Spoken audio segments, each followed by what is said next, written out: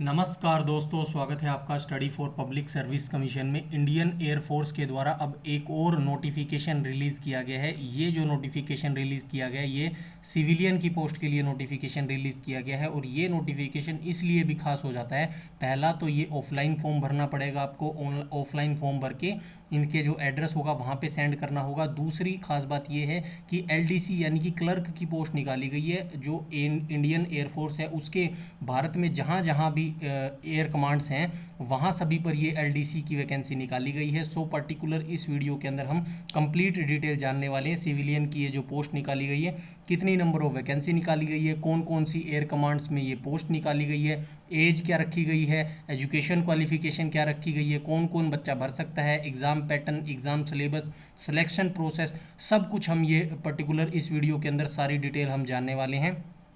तो अगर आप ये एजुकेशन क्वालिफिकेशन और एज लिमिट्स इसकी धारण करते हैं तो आप डेफिनेटली आपको ये फॉर्म भरना चाहिए, क्योंकि मेरा ऐसा मानना है कि ये फॉर्म भरने के बाद बहुत ज़्यादा चांसेस हो जाएंगे आपके, एक तो सरकारी नौकरी के, दूसरा जो इंडियन एयरफोर्स है भारतीय सेवा में जाने का आपका जो सपना है वो भी कंप्लीट हो सकता है। तो इस वीडियो को अंत तक जरूर देखिएगा और ज़्यादा से ज़्यादा शेयर कीजिएगा तब ताकि सभी बच्चों को इसका लाभ मिल सके। तो चलिए वीडियो को शुरू कर लेते हैं।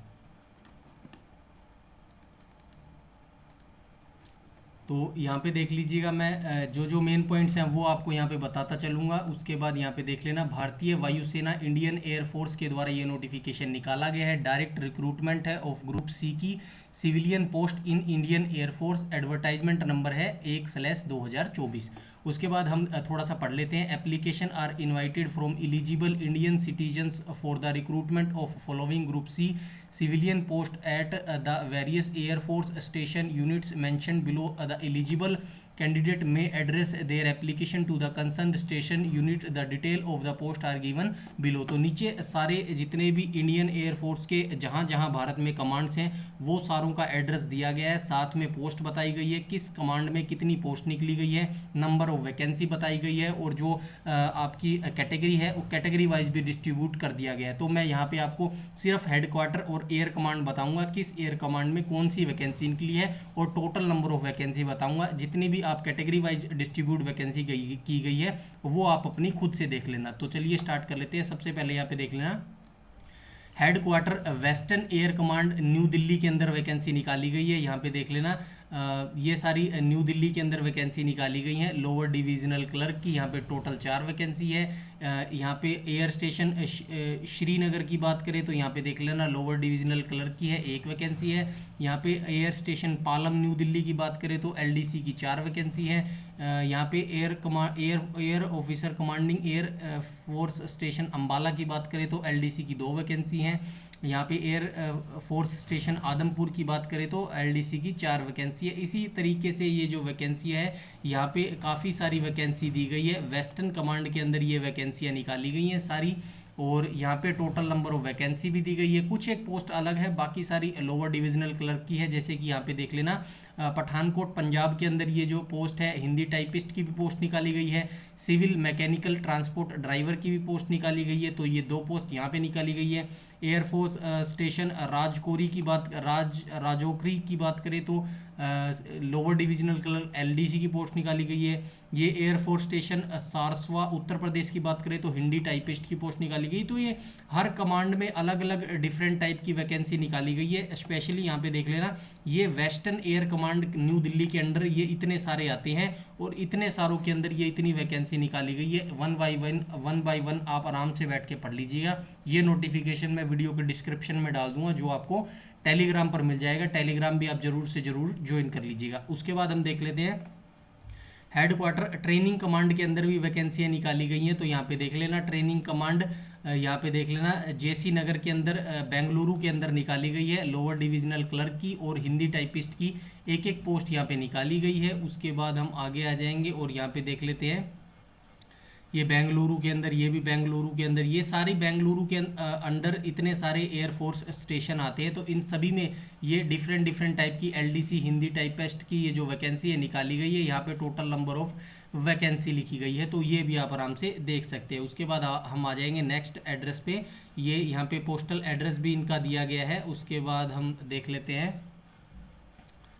उसके बाद हेड क्वार्टर कमांड की यहाँ पे बात की गई है, तो हेड क्वार्टर कमांड की बात की गई है, माफ़ कीजिएगा, हेड क्वार्टर मेंटेनेंस कमांड की बात की गई है। तो यहाँ पे देख लेना, ये भी डिफरेंट डिफरेंट टाइप की पोस्ट यहाँ पे दी गई है, और नंबर ऑफ वैकेंसी यहाँ पे लिखा गया है, टोटल नंबर ऑफ वैकेंसी।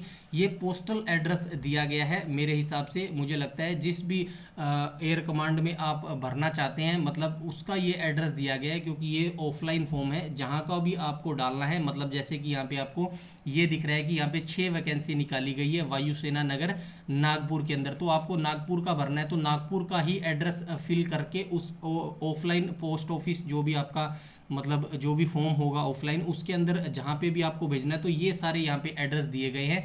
इनमें से जो भी आप चूज़ करना चाहें वैकेंसी के अकॉर्डिंग आप चूज़ कीजिएगा। मेरे हिसाब से जितनी ज़्यादा वैकेंसी जहाँ पे है वहाँ पे आप चूज़ कीजिएगा, और इसी एड्रेस पे आपको यहाँ पे ऑफलाइन अपना जो फॉर्म है वो भरना पड़ेगा। उसके बाद हम बात कर लेते हैं head quarter central air command की बात करें, तो यहाँ पे देख लेना पोस्टल एड्रेस ये सभी दिए गए हैं, और यहाँ पे जिस पे भी आप भेजना चाहें, इसमें एलडीसी की 2 पोस्ट है, यहाँ पे देख लेना आगरा के अंदर 2 पोस्ट है, वैसे ही यहाँ पे देख लेना लखनऊ यूपी के अंदर 1 पोस्ट है हिंदी टाइपिस्ट की। तो जिसमें भी आप इंटरेस्टेड है, तो वहाँ का एड्रेस, वहाँ के एड्रेस पे आपको जो अपना ऑफलाइन फॉर्म है वो भेजना पड़ेगा। उसके बाद हम बात करें head quarter eastern air command की बात करें, तो ये सारे पोस्टल एड्रेस हैं, और यहाँ पे वैकेंसी गई है, तो इस अकॉर्डिंग आप अपना जो है देख लीजिएगा। उसके बाद हम आगे आ जाएंगे, तो यहाँ पे देख लेना air force central account officer new Delhi की यहाँ पे बात की गई है।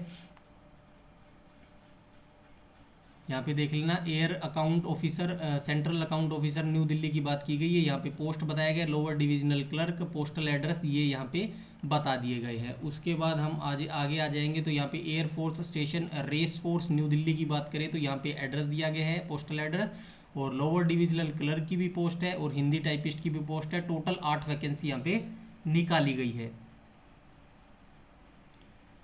उसके बाद हम आगे आ जाएंगे और देख लेते हैं, तो ये इतनी प्रकार की वैकेंसी निकाली गई है। ये एयरफोर्स रिकॉर्डेड ऑफिस सबर्तो पार्क की बात करें, तो ये इनका ऑफिशियल पोस्टल एड्रेस है, और इसके अंदर एलडीसी और हिंदी टाइपिस्ट की पोस्ट निकाली गई है। टोटल नंबर ऑफ वैकेंसी की बात करें तो 9 वैकेंसी यहाँ पे निकाली गई है। तो इस हिसाब से ये सभी के पोस्टल एड्रेस दिए गए हैं। मतलब मैं एक और बेसिक सी जानकारी आपको बता दूं, भारत में जहाँ जहाँ पर भी एयरफोर्स के एयर कमांड स्टेशन है, उन सभी में आपकी जो वैकेंसी है रिलीज़ की गई है। नंबर ऑफ वैकेंसी देख के आप उस एड्रेस पे अपना जो फॉर्म है वो भेज सकते हैं। आगे हम आ जाएंगे, यहाँ पे देख लेते हैं, ये डिजेबल पर्सनों के लिए है। एज की हम यहाँ पे बात कर लेते हैं। एज में क्या कहा गया है, 18 से 25 साल एज होनी चाहिए आपकी फॉर ऑल पोस्ट, सभी पोस्ट के लिए 18 से 25 साल एज होनी चाहिए, और जो आपकी एज की काउंटिंग है वो आपकी लास्ट डेट से काउंट की जाएगी। उसके बाद एज रिलैक्सेशन वैसे ही दिया जाएगा जैसे सभी एग्जाम्स में दिया जाता है। एयरफोर्स के 3 साल ओबीसी को, 5 साल SC ST को दिया जाएगा। वैसे ही आप जिस भी कैटेगरी से बिलोंग करते हैं तो अपना रिजर्वेशन देख लेना। उसके बाद डिपार्टमेंटल जो एम्प्लॉय होगा उनको UR जर्नल को 40 साल तक भरने की छूट है। उसके बाद 43 साल OBC, ये अपना देख लेना। उसके बाद हम आ जाएंगे आगे और एजुकेशन क्वालिफिकेशन को देख लेंगे। तो लोअर डिविजनल क्लर्क, LDC और हिंदी टाइपिस्ट के लिए क्या एजुकेशन क्वालिफिकेशन रखी गई है, लेवल 2 की नौकरी है। पे मैट्रिक 7 CPC की नौकरी है। और क्वालिफिकेशन की बात करें तो यहाँ पे देख लेना +2 क्लास पास आप होनी चाहिए किसी भी रिकॉग्नाइज्ड बोर्ड से। स्किल टेस्ट में बात करें तो इंग्लिश टाइपिंग आनी चाहिए, या तो आपको 35 वर्ड पर मिनट की, या फिर आपको हिंदी टाइपिंग आनी चाहिए 30 वर्ड पर मिनट की। तो इन में से अगर आप एलिजिबिलिटी रखते हैं तो आप LDC का फॉर्म अपना भर पाएंगे। उसके बाद हम थोड़ा सा और आगे आ जाते हैं। इसके बाद हम सेकंड पोस्ट की भी एजुकेशन क्वालिफिकेशन देख लेते हैं, जो कि पोस्ट है सिविलियन मैकेनिकल ट्रांसपोर्ट ड्राइवर की पोस्ट है। इसका भी लेवल 2 है, और पे मैट्रिक्स जो है वो 7 CPC है। इसके अंदर आपको जो है वो 10वीं पास होना चाहिए किसी भी रिकॉग्नाइज्ड बोर्ड से। Must be holding a valid civil driving licence, तो आपके पास सिविल ड्राइविंग लाइसेंस भी होना चाहिए हैवी व्हीकल का, फॉर लाइट और एंड हैवी व्हीकल, तो दोनों का होना चाहिए, लाइट और हैवी व्हीकल का। उसके बाद थर्ड में कहा गया must professional skills in driving and knowledge of motor mechanism, तो ये भी होनी चाहिए। Minimum 2 year experience in driving motor vehicle, तो 2 साल का मिनिमम आपके पास एक्सपीरियंस भी होना चाहिए, तो आप ये अप्लाई कर पाएंगे। उसके बाद हम थोड़ा सा इंस्ट्रक्शन यहाँ पे पढ़ लेते हैं। मोड ऑफ सिलेक्शन में यहाँ पे क्या क्या गया है, वैसे तो ज़्यादा जरूरी जानकारी नहीं है, बट फिर भी मैं आपको थोड़ा सा बता देता हूँ आपकी जानकारी के लिए। All applicants will be scrutinised in term of age limits, minimum qualification documents and certificates. Thereafter eligible candidate will issued call letter for written test. तो ये यहाँ पे बताया गया सभी आवेदनों की जांच आयु सीमा न्यूनतम आयु योग्यता के आधार पर की जाएगी। दस्तावेज जो आपके डॉक्यूमेंट्स होंगे और प्रमाण पत्र यानी कि जो सर्टिफिकेट होगा आपका, इसके बाद योग्य उम्मीदवारों को कॉल जारी किया जाएगा। मतलब सारे डॉक्यूमेंट जैसे आप फॉर्म डालेंगे, मतलब फॉर्म भरेंगे, ऑफलाइन फॉर्म भरेंगे और इनके पते पर भेजेंगे, तो उसके बाद जो आपके सारे डॉक्यूमेंट्स हैं उनकी जांच की जाएगी। उसके बाद ही आपका जो कॉल लेटर है या फिर जो आपका एडमिट कार्ड बोलते हैं वो जारी कर दिया जाएगा। उसके बाद यहाँ पे कहा गया है the eligible candidate will require to appear for written test. The written test will be based on minimum education qualification. तो आपका जो रिटन टेस्ट कंडक्ट करवाया जाएगा वो मिनिमम एजुकेशन क्वालिफिकेशन के आधार पर करवाया जाएगा। पात्र उम्मीदवारों को लिखित परीक्षा में उपस्थित होना होगा। लिखित परीक्षा योग्यता नीचे दी गई है। हम आइए सिलेबस को देख लेते हैं। यहाँ पे कहा गया फॉर एलडीसी, एलडीसी के लिए क्या सिलेबस रहने वाला है तो ये देख लेना। एलडीसी और हिंदी टाइपिस्ट के लिए सेम सिलेबस रहने वाला है।